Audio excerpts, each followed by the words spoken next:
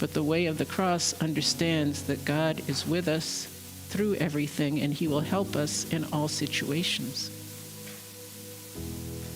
He is drawn to pain and suffering. Thus, Orthodox Christians who survived concentration camps later said that they prayed more deeply in those camps than they were ever able to in freedom. And the enslaved Christians in America also offered up deeply heartfelt prayers and spirituals. We need to learn from these examples and work on our own hearts. Then we can have harmony with one another.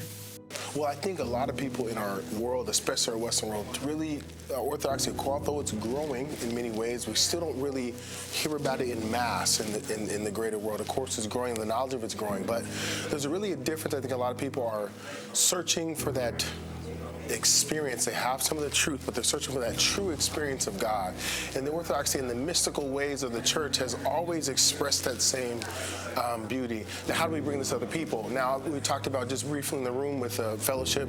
Many of our chapters are doing more and more work in the communities, prayer walks, processions, engaging in community different festivals and being present and being there. So I think just sharing that pearl of great price with others really is some of the first things we can do as well. But also this really comes an internal changing of our own selves as well. If somebody knew you from 10 years ago and you still act the same and you call yourself Orthodox, that's going to turn them off from Orthodoxy. If you have been continually washed by the word of the Lord and continually transformed in the renewing of your mind by the church and by the sacraments, then these things will start to say, hey, that brother right there, I don't know what happened to him. We, the Orthodox, know that Jesus Christ, the God-man, teaches us that suffering can have meaning and can even be part of our path to holiness and life, to becoming like God himself. The same suffering which is meant to destroy or twist us can become a tool which God uses to purify, to heal, and to save us. There's three parts to this thing of cross-bearing. First, a cross that's compelled upon us. Secondly, when we take up our cross voluntarily. But thirdly, when we will take up others' crosses as well as our own and help them bear it. Over the course of my journey, God has blessed me with very profound moments in which I experienced the grace of God through people who, in fact, historically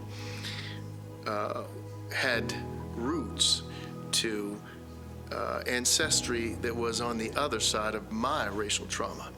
One of the most profound moments of this, when I was in seminary, I was reading the slave narrative of Frederick Douglass, and it was in the context of my prayer in the church. I was really confronting the historical trauma that my ancestors have faced, and I was encouraged to do so by my bishop and by the seminary clergy.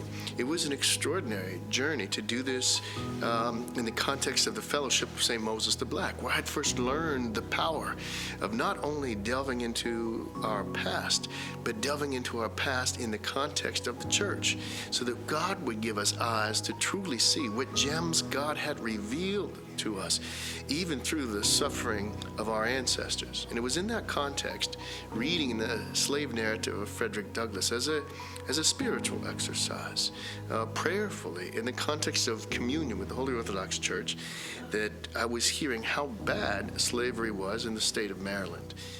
It was while I was reading this that it just so happened I was at an event where I was sitting next to an Orthodox priest, a priest whom God had already shown me such grace and mercy. And lo and behold, just at this very moment, for whatever reason, God in his wisdom decided for this priest to reveal to me that his ancestors had owned a plantation in the state of Maryland. I understood something when he said that. I remember the moment.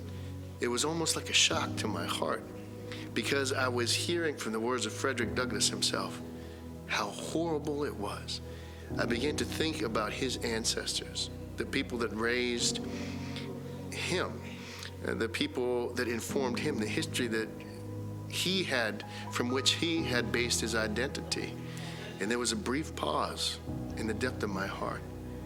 But it was in that very same moment that God revealed to me reminded me of all of the grace that he had given me, all of the mercy and love he had given me through this very same man. And I began to realize that what happened generations ago that caused the pain that was still very present today was being healed by God, who had called this man and myself to his very same priesthood. And in this I knew that despite the pain of racial trauma, the agony of our past, despite the sins of those who perpetrated racial crimes against us, there was great hope.